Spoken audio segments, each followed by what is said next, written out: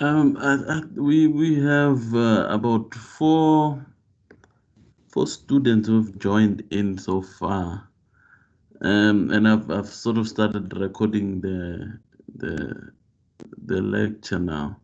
So I don't know. Maybe we should just proceed, and I'll just monitor those who come in. I'll just admit them as we go. Okay. Yeah, so that because we'll record the lecture anyway. So for those who Oh, yeah. yeah, they'll If see. the lecture is recorded, then how do they access it after recording? Do you send Uh, to? I'll send it to them via Moodle. I haven't uploaded the older one because it was so big, but I'll find a way to also put it on Moodle. But they can Oh, also access it here on Teams. oh yeah, yeah. All of No, them, then everyone can see. if they can access the lecture, I don't think there's any problem. We can just start, and then those who will join later is fine, and those who cannot join at all, they will just um, try to access it in any other form. Mm, yes. Yeah. Uh, we are on chapter 6. Okay. Let me just welcome those who are here and proceed with, if I understand well, is that today we are dealing with chapter 6. Yeah, yes. I had said in that invitation that we'll do chapter 5 and 6, but I think it's better to just do chapter 6 because I've already sent out the notes for chapter 5. So chapter 6 is the one that we are doing today. Just to Okay. clarify to yeah. All right. No, then that's fine. I will just start chapter 6 with them. I Okay. wonder they can see me. Uh, must I? I'm trying to. Uh, am I visible in your system, or Yes, can they hear me? Hello.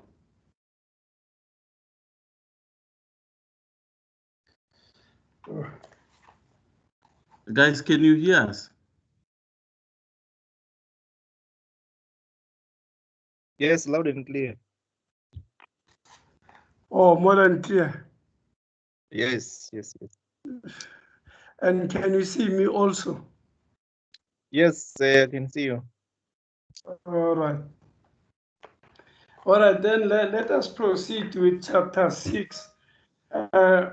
If you look at the notes that my colleague has sent you through Blackboard, most of them, they will cover chapter 6.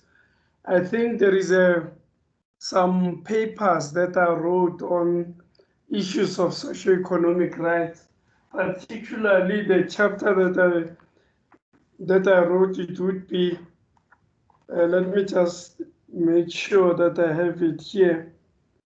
The constitutional enforcement of socioeconomic rights. Do you have it on the blackboard or on the previous blackboard? As I understand, it has been amended. If you look at the constitutional enforcement of socioeconomic rights, it's all about some of the issues that we are going to discuss in chapter 6. Chapter 6 is it's entailed the Bill of Rights, selected social, economic, and cultural rights. Do you understand? Or are you with me?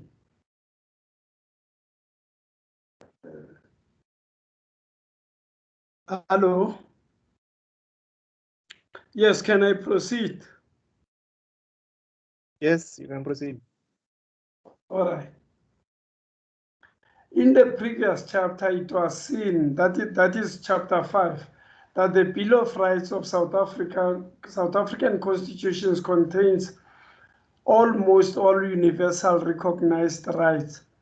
Okay, what they are saying here, the rights that we have in our South African Bill of Rights, they were not created specifically for our constitutions. They were copied or they were adopted from the International Universal Human Rights. So it's where some of the rights or most of the rights that are in our Bill of Rights, they were adopted from that instrument. According to a number of social, economic, cultural rights are guaranteed in the Constitution, together with several civil, political rights already discussed. So you remember in our Constitution, we have the first, second, and third generation rights.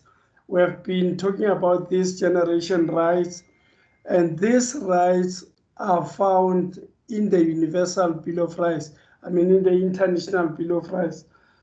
Now, these rights, it depends.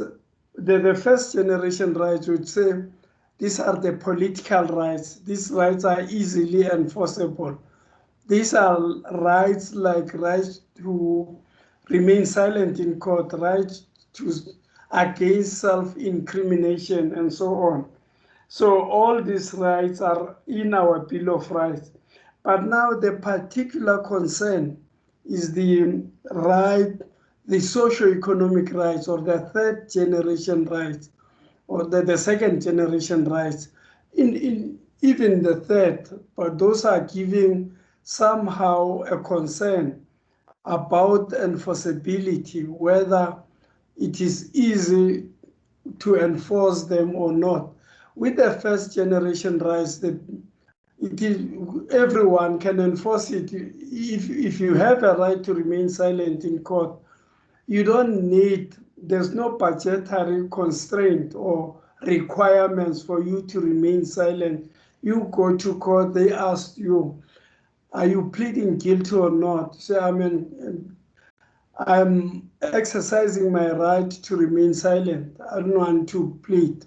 It's fine, the judge will continue their case without your plea. But then when there is a stage of cross-examining, you will have to cross-examine the witness. Otherwise, the prima facie case against you will tend to be a final case. But now in socio-economic rights, when you look at them, you'll see there is a bit difficulties in the enforcement of this right.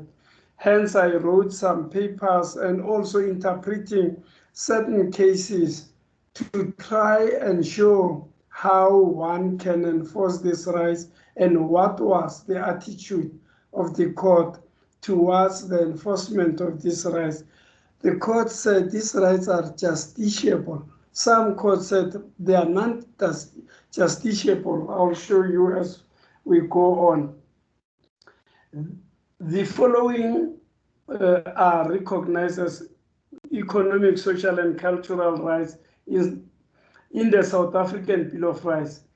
The rights dealing with labor relations, including the right to fair labor practice, the right to form, join, act together in a trade union, the right to strike. All these are rights that are encapsulated in our Bill of Rights. But then the question is, how do we enforce such rights? Some, of course, like I said, they have no budgetary constraint. You don't have to go to look for money to enforce them. But some, they need somehow a budget to be enforced. The right to an environment that is not harmful to people and health or well-being. So these are the rights that also you must look at, the right to a pure environment, a proper environment. You cannot just construct a mine any place. You have to look at environmental effect of that mine. So some of this, the people who are staying there, the community around that place, would indict you, or they would institute an interdict against you if they feel their rights are violated. So such right must be observed. Then you have the right to property. Of course, this is a basic, a fundamental right. Everyone has a right to property. You know, the property right. Nowadays, you are dealing with the land issue, this and that. All these are the property right. Access to adequate housing. This right has been, there's a lot of litigation in respect of the right to housing. Remember Grootboom's case. You remember several cases, Vista Bond case, and the like. And these cases, if you look at the article that I gave you, I've summarized all of them in the same article, whereby I said the enforcement of socio-economic rights. Make sure that you look at that article. It will help you to answer some of the questions regarding enforcement of socio-economic rights. Now, we said you have access to health care services. You know, nowadays you are saying you have a right to health care. You have a right. At that time, I think the first case that litigated in that fashion or in that matter, healthcare, was the treatment action campaign. And I've also summarized it there. You will see it when you read the article, whereby you say everyone has a right to healthcare, and therefore the treatment action campaign enforced that there must be the nevarapine, retroviral nevarapine must be administered to every person. It must not be administered to a certain group of people. And I'm just looking at the issue of the vaccine that is coming. You know, it's like everyone has a right to that vaccine, but then it is the responsibility of the government to make sure that it is accessible by every person. So that is the right to health care services, sufficient food, right to water. I've got a book that I wrote on the right to water. Hence I said, am I visible in your system? So that I can show you, this is the book. I said, the responsibility of local government for the implementation of the right to water in South Africa. So if you look at this book, I'm sure it's there, the copy is there in the library. You'll see that water also, it's a natural commodity, but then somehow we have to control water. You can't just say, because water is a natural resource, therefore everyone has an access. He has an access to water, but then somehow he must pay certain services. For instance, the water must be purified. The water must be delivered to people in one way or another, through meters, through this and that, and those must be paid. But then you look at the case of, that case, I don't remember it well, Mazibuko.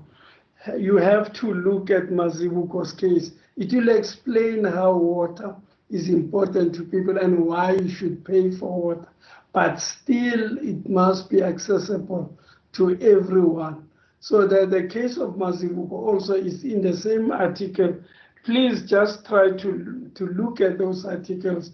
These are the summaries of all these rights that I'm talking about.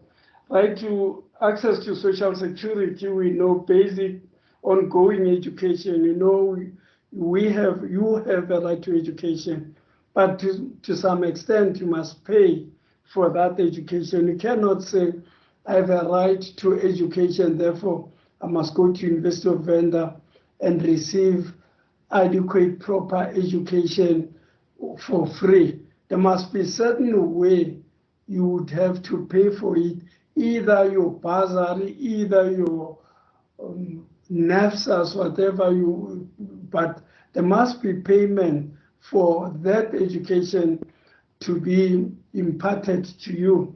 So that is why we say such rights, they have budgetary constraints. You have to deal with the budget when you deal with the second generation rights. They are not just like an ordinary first generation right, which is a political right. You must enforce it by yourself. These rights have important social and economic dimensions, as most of them reflect specific areas of basic needs or delivery of particular goods and services. This chapter focuses on labor relations, the right to health, environment, the right to housing, the right to access to health, care, food, water, social security, cultural language, and so on. Remember the right to languages, and this some falls under the third generation rights. It's a group right, or what do you call it? You cannot enforce it alone. Normally, you will enforce it in a group. You know, I just forgot the type of case that we used to quote when you litigate in a group. You know, so such rights, you cannot say I've got the right to my language, therefore I'm going to do it. Normally you do it in a group. Look at, I've sent you a case on Emelo. I'm sure it's where school Emelo versus what? Is an versus Department of Education or whoever, but it's there on your blackboard. Please look at that. In those cases, you'll realize that when the right to education, right to be educated in your own language, it falls within the Bill of Rights. It is your right, but then you don't randomly enforce it, because somehow it must be controlled. You have a right to enforce education in your own language. But if you are alone in a school that is Afrikaner dominated or English dominated, you can't say the lessons must be conducted in Venda. You know, you find out you are the only person who is speaking Venda. So it's a group right, but it must be enforced by a number of people, you know, not an individual person. So let us just look at few things, but then, like I said, please try to look at those articles. I don't have an access of asking you individually that, did you see these articles? Have you at least gone through few of them? I'm not saying they're the best, but they explain, at least they give you a proper explanation, and some of them are not too long. I know students, somehow they have a certain phobia to read the whole book. You say, oh, it's too big. But then if my colleague has summarized certain notes for you, he went through certain points that are more important, that you can just go straight and look at those points. But after looking at the points, does not mean you don't have to go, at least look at the book, because there might be certain points that are important and are in the book, but in my notes, they are not reflected. So it would be incumbent upon you to try check every source of education, source of information for you. Like I obviously say to my previous students and my students, including you, that you are not getting this education, this course, to pass human rights law. You must also understand human rights law as you're going to practice law. You may encounter certain situations, difficult problems, in solving certain questions. And those problems would not be in the book or in my paper, but they would be in other case law.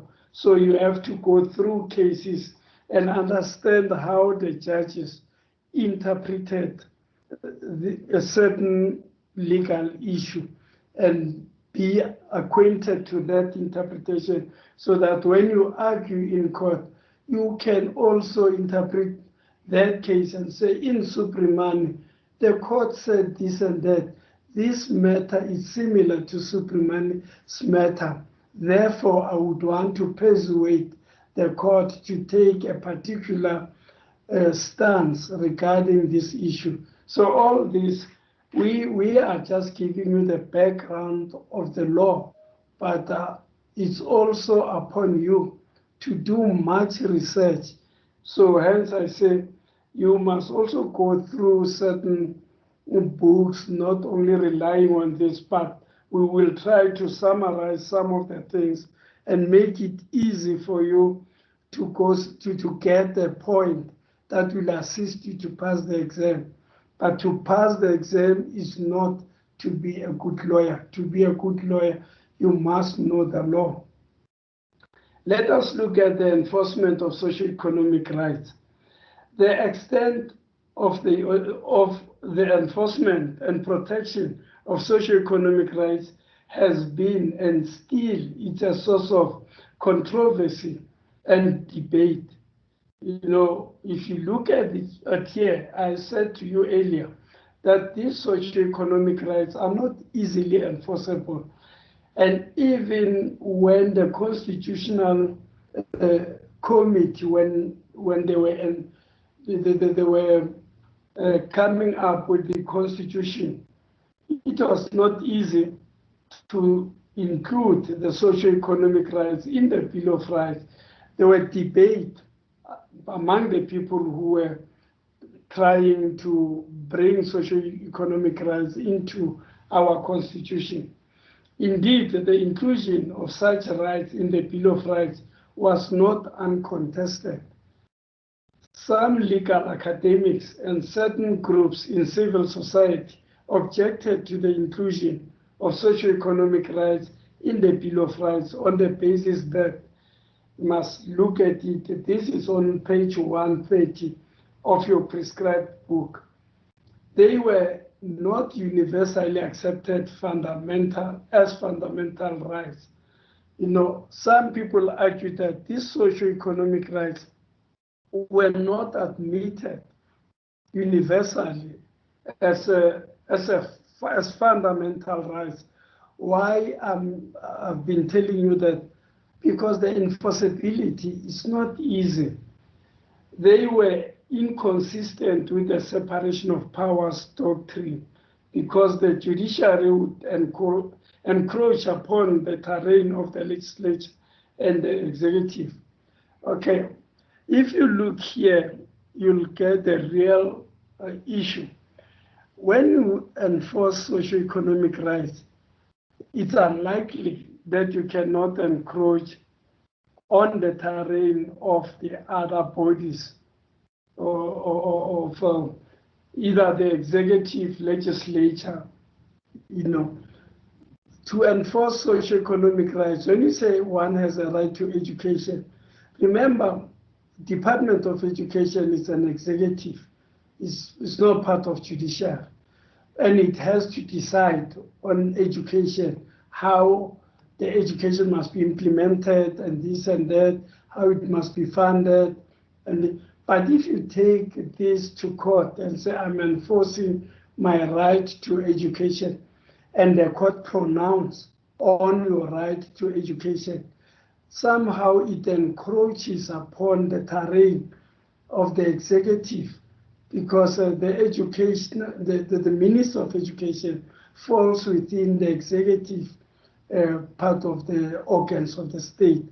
So if he says we have no money to educate everyone, then the court says, but you have this right. So you see, it becomes a conflict. It's like the court is encroaching into the terrain of the executive. Or sometimes encroaches on the terrain of legislature, you find that the court is legislating. You remember there is a certain maxim that iudicis dicere non facere. The function of the court is to make is to enforce the law, is to interpret the law, not to make the law. Now, if you look at socio-economic rights, somehow the court is making the law, is developing the law, which is not the best issue. If you look at, let me give you some cases where you find the interpretation has developed the law. In Masaule's case, where the Department of Social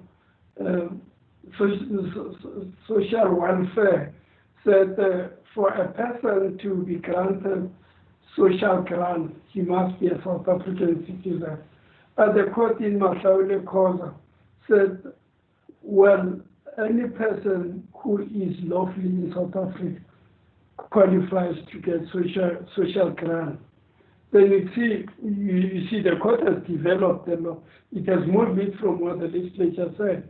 But then the function of the court, as we already know, is not to legislate, is to interpret the law.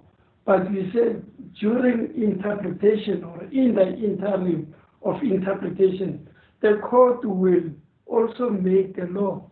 So there is no clear separation of powers. I wrote a certain paper long ago, I don't remember the name, but I said separation of power is a constitutional device, but it cannot be a clear separation. There would still be certain places where the judiciary will overlap or where the legislature will overlap and this and that. Even in the appointment of a president is a member of judiciary or of executive. But then when he's appointed in the parliament. Now you look at the legislature appointed president. So there's no complete separation of powers. But here they are saying this enforcement will be inconsistent with the separation of powers.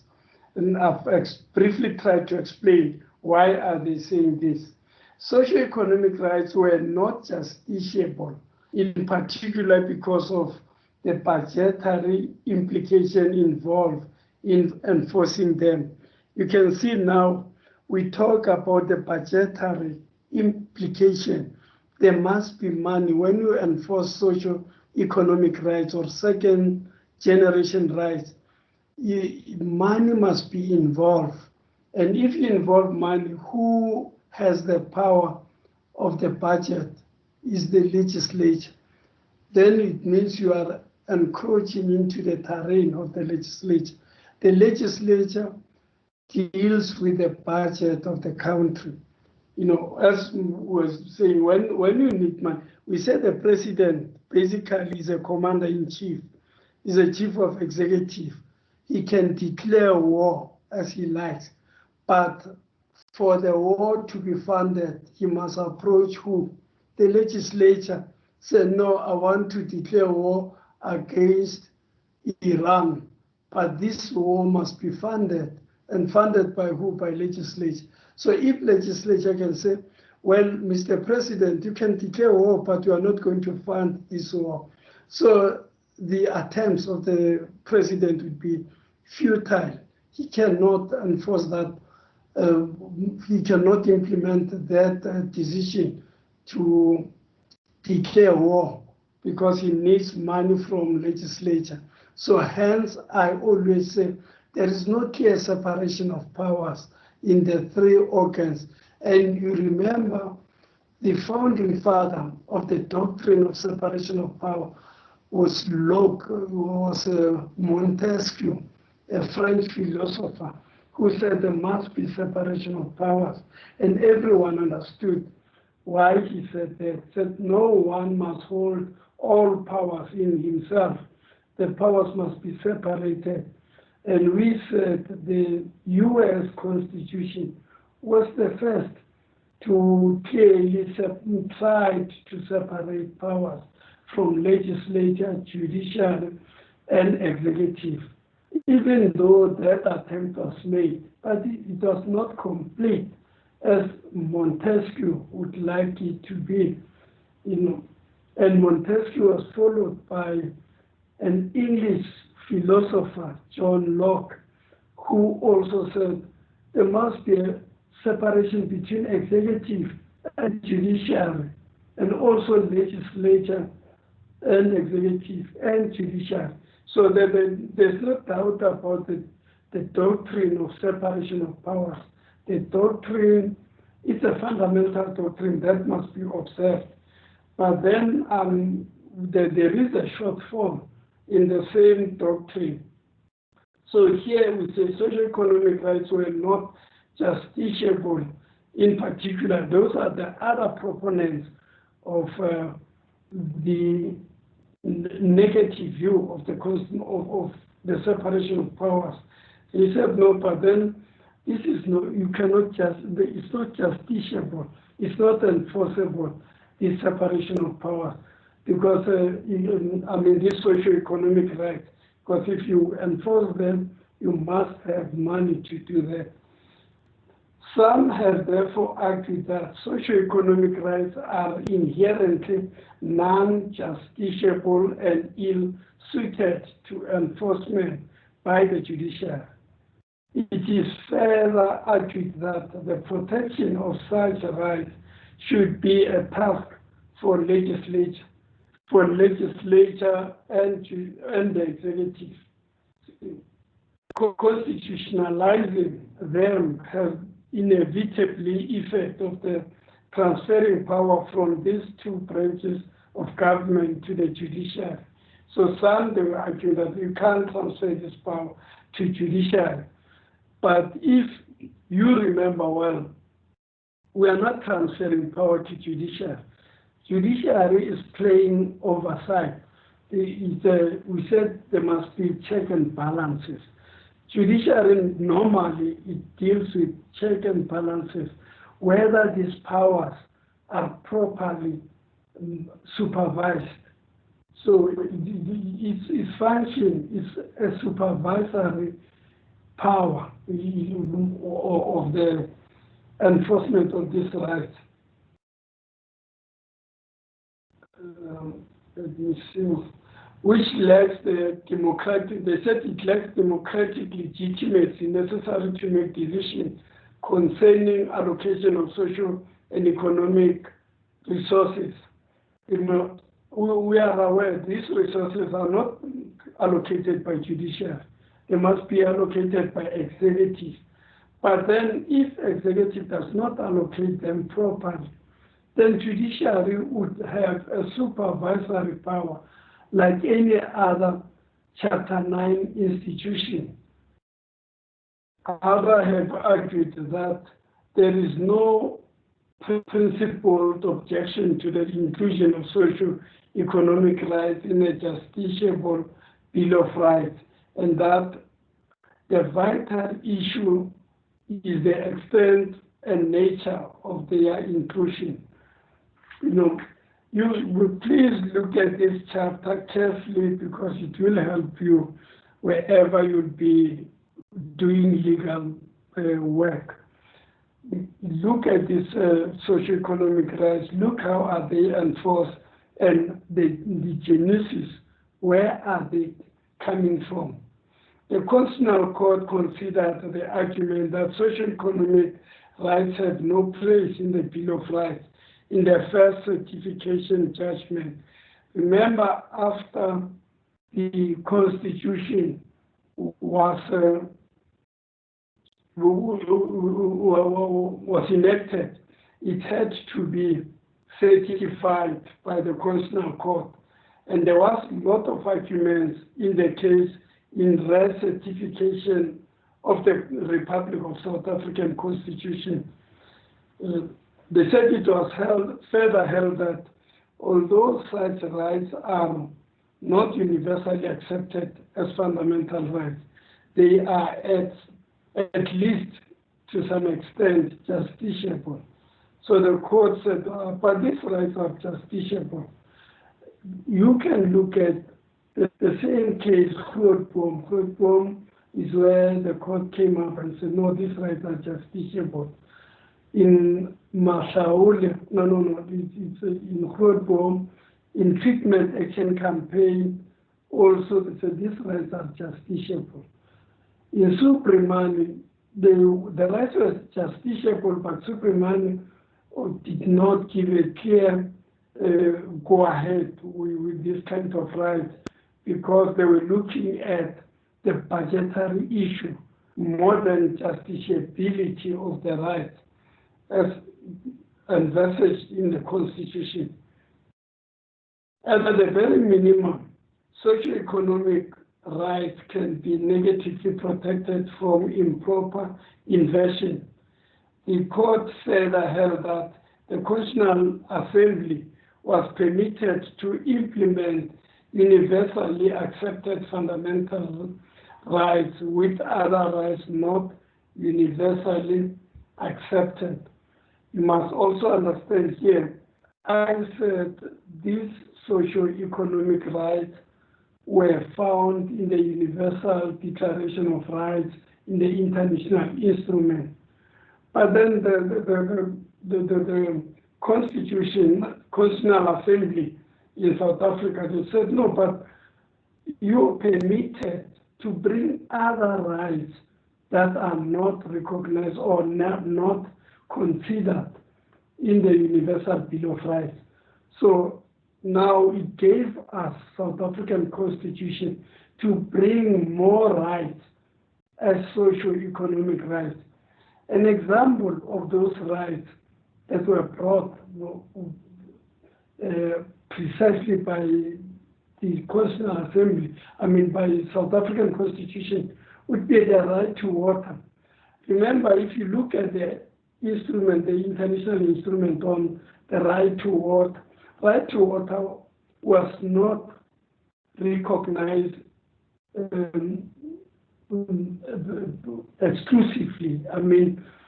The Universal Declaration of Human Rights only provided that right to food, the right to life, but did not specify the right to water.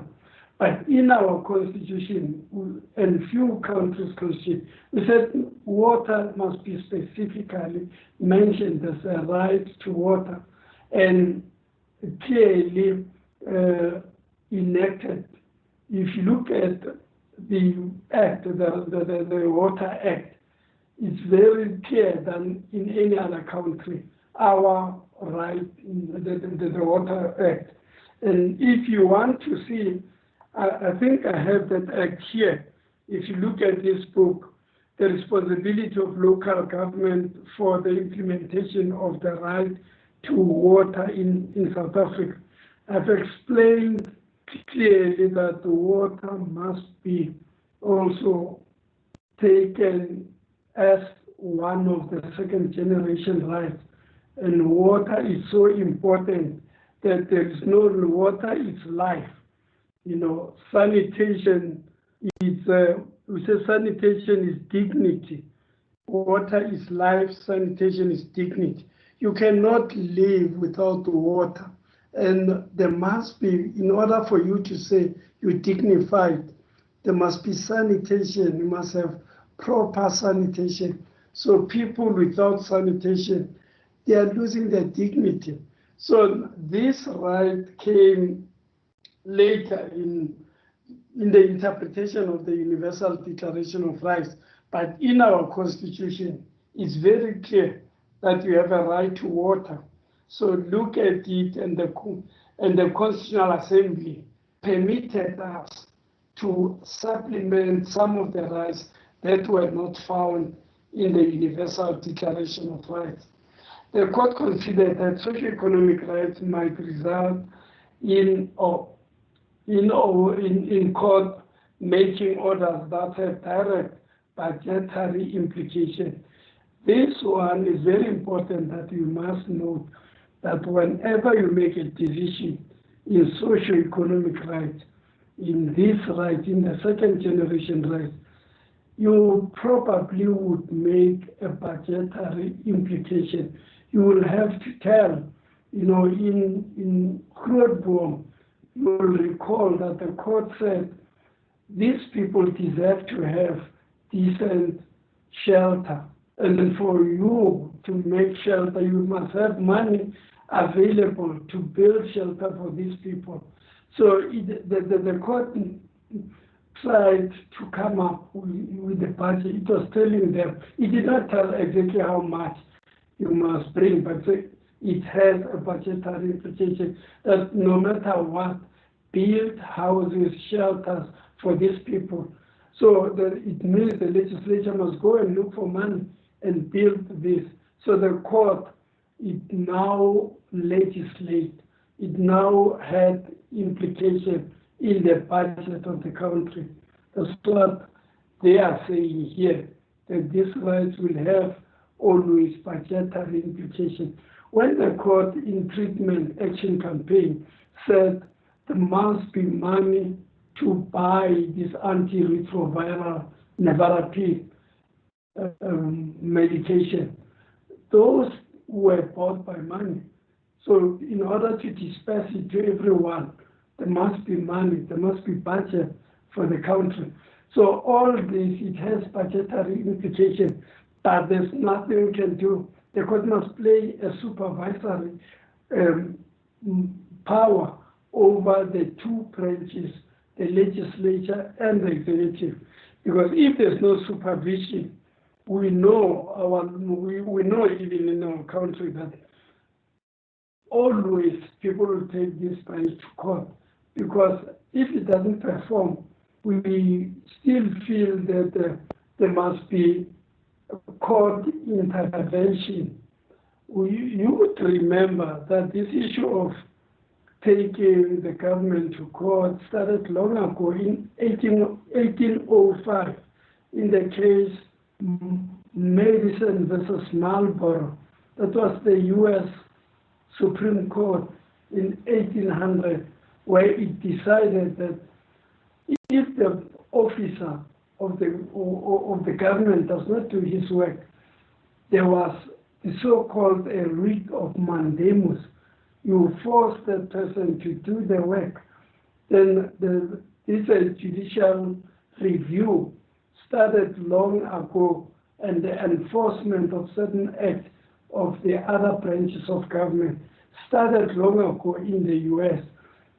through Madison versus Marlborough, or in the U.S., I forgot the citation, but also if you just Google Madison versus Marlborough, you see the writ of mandamus that was done during those times.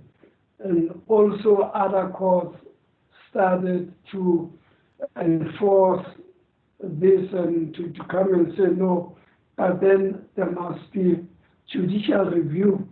The court must review certain acts of executive and legislature.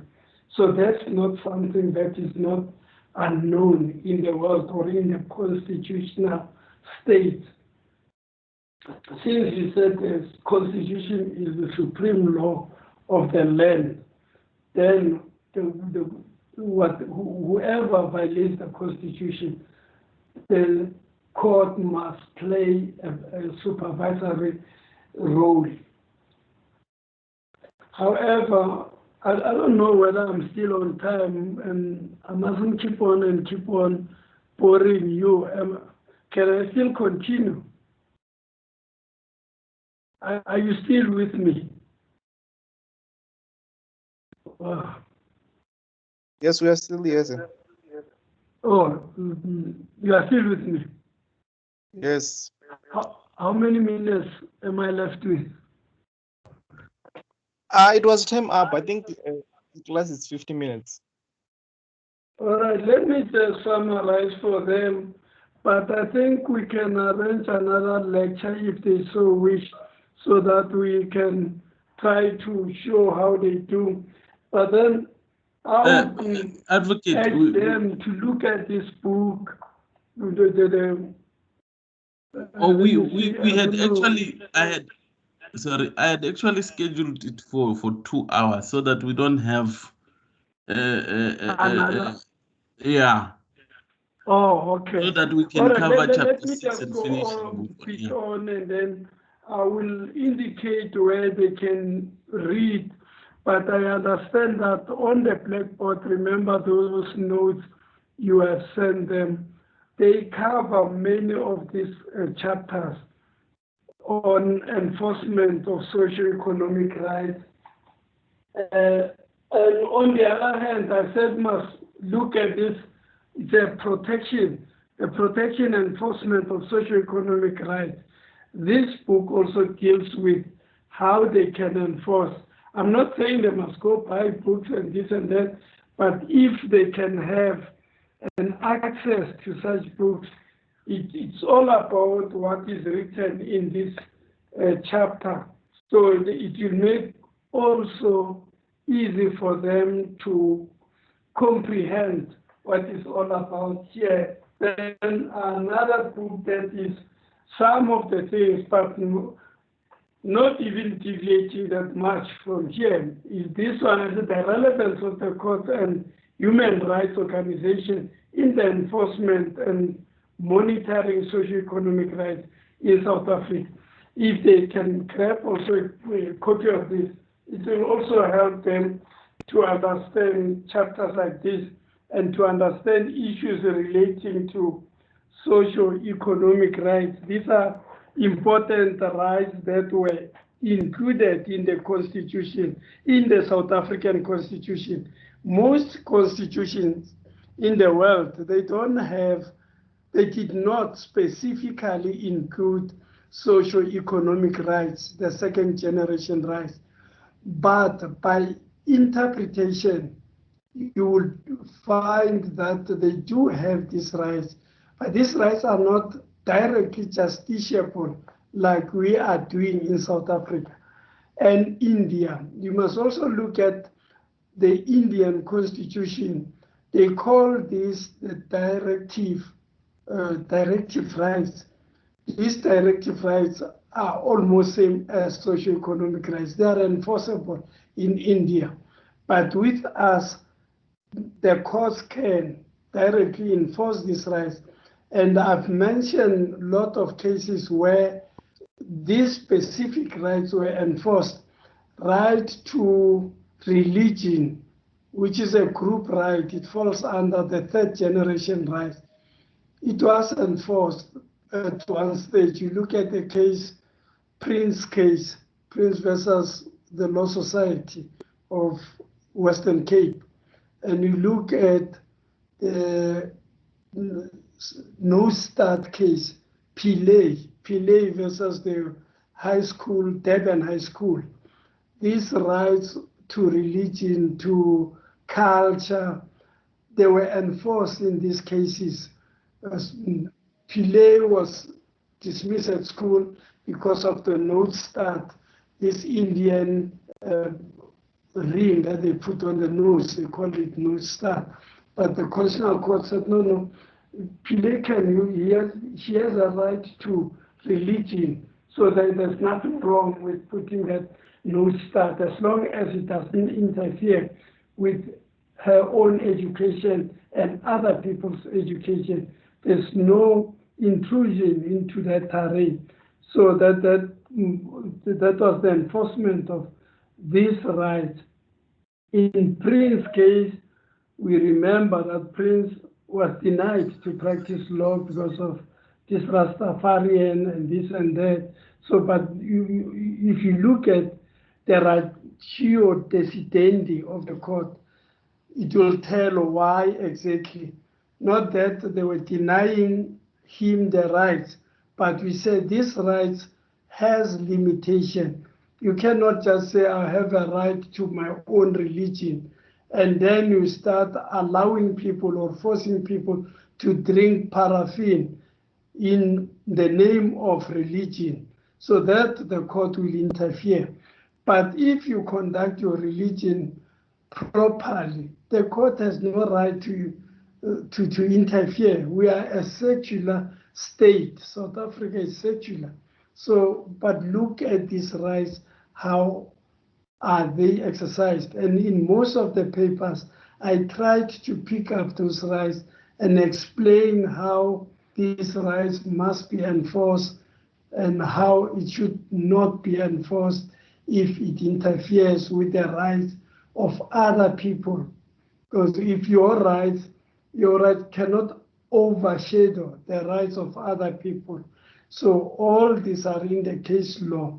So my take is that students must look into case law, because what we do here, we are interpreting what the court said. When we say the source of law is case law, source of law would be books, legislation, this and that. There are a lot of sources of law, articles and the like, but we make case law to be at least a primary source, because if you know the law, the cases and how they are interpreted, then it's what we want. We stand by the previous judgment, the state decisis. So please look at the case law, look at Subramani, look at Subramani versus Minister of Health, KwaZulu-Natal. Is very important. It's the first case to start litigating on this issue of socio-economic rights. And the next one would be the Grootboom's case. I normally put them in that order. And we will have the treatment action campaign. Those are the cases that open the gates for the court to keep on interpreting these socio-economic rights, and vigorously so. And we had other cases that followed, but our basis of law, like I said, in the US, the first case that litigated on this issue of judicial review was Madison versus Marlborough. If you look at that case, it was decided in 1805, 1800. It's very long time ago. But still nowadays, if you study the law in the US, you have to know Madison versus Marlborough. In our case, the case that interpreted the Constitution correctly, it will be State versus Makonyan. But there would be other cases that followed, like Supriman, like Grootboom, like Treatment Action Campaign, like Mazibuko, and the like. So please, those cardinal cases, make sure that the students are acquainted with these cases. When you go out to practice, normally, not even to practice, but then in academia, if you want to, they would ask you about these cases. If you say you are a constitutional lawyer, you must be able to understand it. You can't say I passed human rights, but I don't even understand the implication of Masauli, of cause, of this. Those are the cases that changed the human rights and the interpretation of our own constitution. So I will rest my case here. I don't know if there would be any other question that we can discuss, or any other thing that you deem it fit for us to discuss.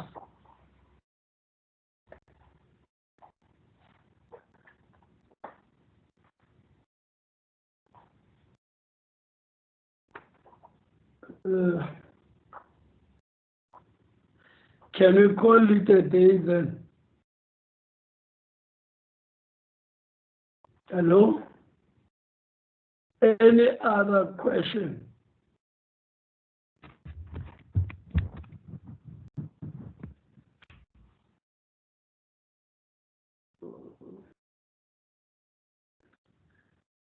My colleague, did you record at least this one so that each and every student will be able to download wherever it does, but then also the emphasis on the case law that are related to this, because they have to look at those case law, and even if they don't want to go through a case might be a lot of pages, but they can go through the papers, article papers, not only written by me and my colleague, but any other person explaining Grootboom, explaining GAC, and explaining these socioeconomic rights. How are they enforced? Why are they, the people were skeptical to declare that these socio-economic rights are justiciable. So all these things, they must be able to get some legislation that would be talking about. Here I have this journal, US China Law Review. Like I said, I published this paper in this, let me just get it. But then you don't have to grab this journal. You can get it anyway, where you can come across with it and read this journal or this article. It will be a good summary of what you would like to know about socio-economic rights. And I think you'll have some questions on there. Yeah, I think this is the section, but it's only of Blackboard, where it's a constitutional enforcement of socio-economic rights. You will see Subramani is there, and I'm sure you'll see even where Koza was explained, and Mashaule, and treatment action campaign. All these cases are here. And this is not a very, very long, it might not be more than 20 pages, so it's easy to read quickly and summarize all what is in the book, in our textbook. So, but then you must also have our textbook to guide you, and also the course outline, as I usually indicate to students in class, that the course outline is very important for us. You must always go through it. It will guide you which issue is important, which one is not that much important. But look at the course outline. It's like your study guide. You study it also. Would it be fine for the day? Are you still Guys, with me? Any question?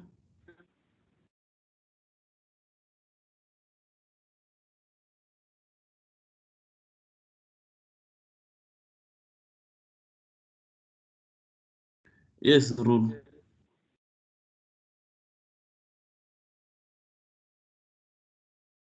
I would like to know. Yes. Yes, sir. I would like to know where we will access the recording for this class.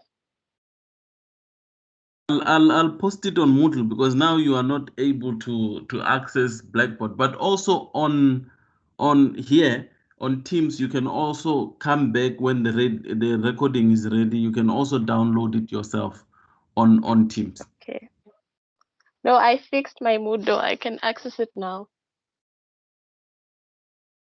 Okay, so both on Moodle and also here on Teams. So if you want to download it here on Teams, you can do it. And then I'll also, when it becomes available, I'll also post it on Moodle. Okay, thank you, sir. Any other question?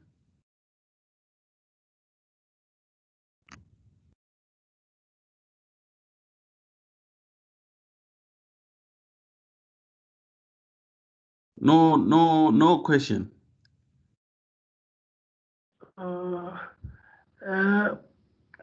Mr. Ndo, if there's no question, I would like to be excused. Okay, no, I think we can end the session now, because there's no other question. So So that's fine. I think that's fine. Okay. Okay. Thanks, guys. So that's it. Ne?